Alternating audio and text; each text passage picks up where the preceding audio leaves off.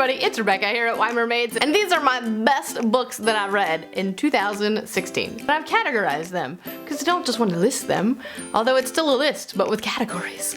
It's like a tag, but not a tag. I guess you could make it a tag. If you want to make it a tag, make it a tag. But I'm just gonna, anyway, we're just gonna roll. I'm not going to go into full details about any of the plots or what's going on in any of these books, because I've talked about all of them in wrap-ups and book hauls and recommendations and all that stuff, so I'm just going to kind of briefly mention the book and then why I really liked it, or, you know, whatever. The best full series that I read, like start to finish, in this year, or in last year, whatever, was the Lumatere Chronicles by Melina Marchetta. This starts with Finnegan of the Rock, and then it goes to Froya the Exiles and Quintana of Sharon, and I just loved it. It was the very first, Finnegan of the Rock was the very first book I read in 2016, and I absolutely adored it. It's this fantasy world where this guy Finnegan, his homeland has been sequestered off by magic, and he can't enter and he can't exit, and the royal family and his best friends are all missing, and so he's trying to get back and like save his people, but there's a lot of troubles and stuff along the way. It's got really good characters, really great female characters and characterization. It's got a good theology element to it, and I just really loved it. If you haven't read The Finnegan of the Rock or Lumatere Chronicles, I definitely recommend doing it. I loved them so much. My favorite series conclusion, so the last book in a series, is Morning Star by Pierce Brown. Really, was there any doubt? Did you guess that it would be something else? I mean, do you watch my channel? Just kidding. I did like a million videos on Red Rising when this book came out that you can go check out if you still haven't read Red Rising. But Morning Star was fabulous and fantastic, and it hits you in all the feels. And it's so good. It's so good. Anyway, so Morning Star. It's a fantastic conclusion to a fantastic series. Highly recommend. My favorite book that is in the middle of a series was A Gathering of Shadows by Schwab. The Darker Shades of Magic trilogy that's happening. The third book is coming out in June or February? February, I think it is. And I'm really excited about it. But this was the second book in the series. I really loved the first one. I really enjoyed the second one quite a bit as well. It was fantastic. And if you haven't picked up the series yet, you should do it. Like, what's stopping you? Also, I did meet Victoria at YALLFest this year, and that's just like another like, I love you kind of moment. So anyway, great book, great series. Awesome. The best first book in a series or new series to me this year, I have two for, and another one is by Victoria Schwab, and that's The Savage Song, which is the first one in the Monsters of Verity trilogy, which the second book comes out next June. It's called Our Dark Duet.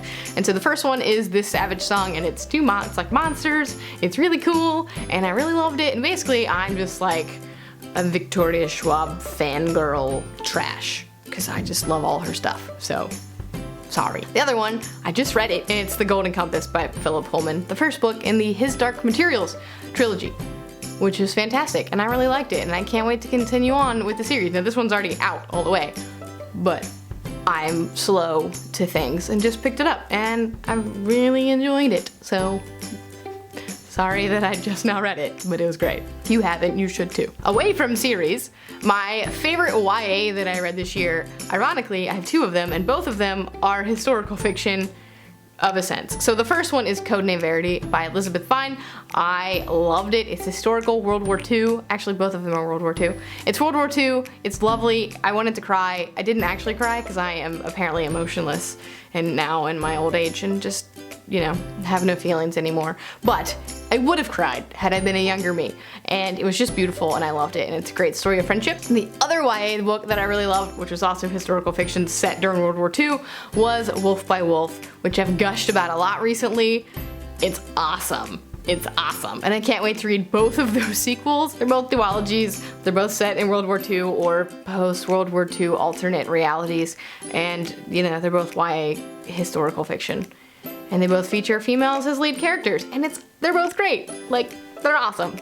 read them. My favorite graphic novel was Nimona by Noelle Stephenson, which was just really cool. It was just really cool. It was really cool. And Nimona as a character is really super awesome. Short but packs a punch, aka favorite novella, aka only novella that I read, but I wanted to include it because it would have just included it anywhere and I needed a category for it. Anyway, the answer is Binti by Nnedi Okorafor, which I discovered Nnedi during YALLFest. She was one of the moderators at the space panel that I went to, and I just was really inspired by her as a person, and so I followed her on Twitter, and she's like brilliant and smart and beautiful and like awesome, and then her book sounded really cool, and so I picked up Binti, which is a novella. It's like $2.99 on Amazon, you should read it.